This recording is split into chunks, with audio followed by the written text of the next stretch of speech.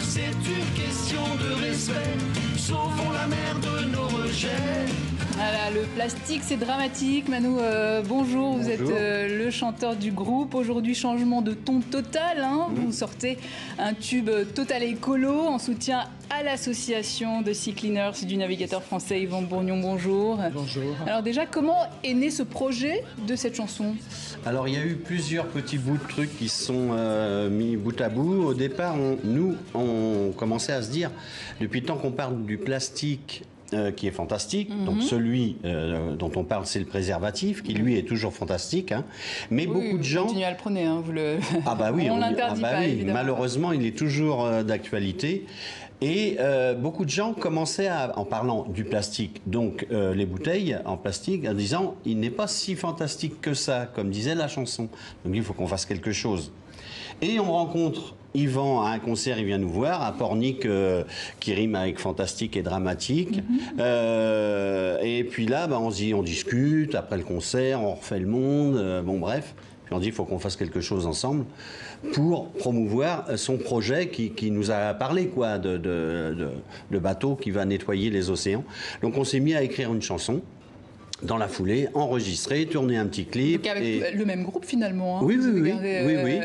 Et puis on n'a pas touché à la musique, évidemment, on a juste changé le texte, on a réenregistré, on a tourné un clip et on a balancé ça sur Internet et ça fait le buzz. Et voilà. Cette prise de conscience par rapport au plastique qui est dramatique, finalement, c'est vous qui l'avez eu ou c'est l'entourage par rapport à cette chanson même? On l'a forcément un petit peu depuis quelques temps, nous aussi, comme beaucoup de gens. Mais on se rend compte qu'il y a une démarche à faire, que ça nécessite quelques petits efforts malgré tout. Bon.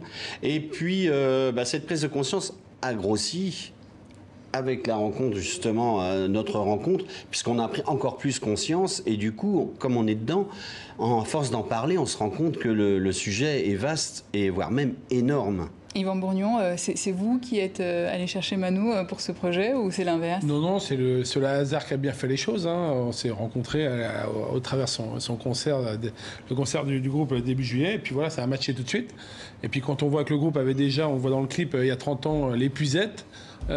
Pour chanter, on voit que cette épuisette, elle servait peut-être à ramasser les crevettes il y a 30 ans, mais maintenant elle va pouvoir ramasser du plastique, c'est bien. Alors justement, engagé, vous l'êtes depuis longtemps, Yvan Bourgnon, et derrière la chanson, il y a un autre projet, une grande chasse aux déchets à bord de votre bateau. Racontez-nous.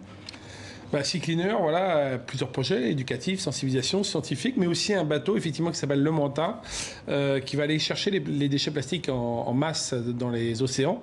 Alors pas tellement en France et en Europe, parce que c'est pas là où la mer est tellement contaminée, à part la Méditerranée avec les microparticules de plastique. Mais quand on va en Asie du Sud-Est, en Afrique, on a encore beaucoup de macrodéchets qui arrivent par les grands fleuves et qui arrivent dans les océans. Et ces déchets, on a une chance d'aller les capter avant qu'ils justement se dégradent et finissent au milieu du 7e continent. Donc on a inventé ce bateau qui a des tapis roulants en fait, qui immergés jusqu'à 1 mètre de profondeur, qui fait remonter littéralement les déchets à l'intérieur du ventre du bateau. Et il y a une vraie usine flottante, si bien qu'on traite le plastique directement dans le bateau, on les avale au fur et à mesure et on les transforme en énergie nécessaire pour la propulsion du bateau, pour faire tourner l'usine. Si bien que le bateau, en fait, il utilise que le soleil, le vent et le plastique pour ses besoins énergétiques. Il n'a pas besoin de revenir à terre pour faire le plein d'essence. Il n'a pas besoin de revenir à terre pour ramener ses plastiques ramassés. Oui, c'est une vraie usine embarquée en fait, que vous avez dans ce bateau-là. On voit l'animation derrière vous, comment ça fonctionne. Expliquez-nous un petit peu qu'est-ce qui se passe là. Ces déchets remontent, vous voyez, sur des tapis roulants qui sont immergés à 1 mètre de profondeur. Alors c'est tous les types de plastique, à peu près 80% de ces plastiques flottent au début et 99% finissent par couler. Mais la chance qu'on a, c'est d'aller dans les estuaires des grands fleuves. Il y a 20 fleuves dans le monde qui dégorgent 65% des plastiques. Et ces plastiques, il faut les collecter. L'avantage, c'est que ça flotte, au début en tout cas. Et après, on peut en fabriquer de l'énergie, du carburant, de l'électricité qu'on a besoin sur le bateau. En fait, le bateau n'a pas d'empreinte, très peu d'empreinte carbone. Il utilise finalement l'éolien et le solaire à la base. Et s'il faut éventuellement l'énergie. Et vous avez d'ailleurs amené une bouteille, une gourde. Que je vais vous offrir, parce qu'il faut arrêter le plastique. C'est très gentil. Moi, j'ai compris depuis longtemps déjà qu'il fallait. Merci, de Sea Cleaner avec les préservatifs aussi. Alors, et votre casquette. Je vous ai amené. Alors, je sais pas où est-ce que j'ai mis ça. Voilà, un préservatif que je ne trouve trouve pas, dis donc. Alors voilà, les voici, les voilà. Ah, voilà. Donc ça, c'est le plastique qui est fantastique, celui-là. Et on Voilà. remplace le dramatique par des gourdes qui ne sont plus en plastique, au lieu de prendre des gobelets.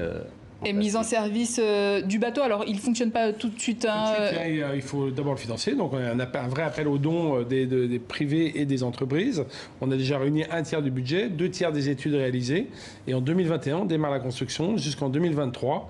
Et en France, on verra Pour la naître mise en ce service. premier bateau révolutionnaire. Yvan Bourgneau, Manou, merci d'être Merci passé à vous. dans nos locaux de TV5 Monde. Merci. Et bon courage Merci. pour vos différents projets. Fin de ce journal.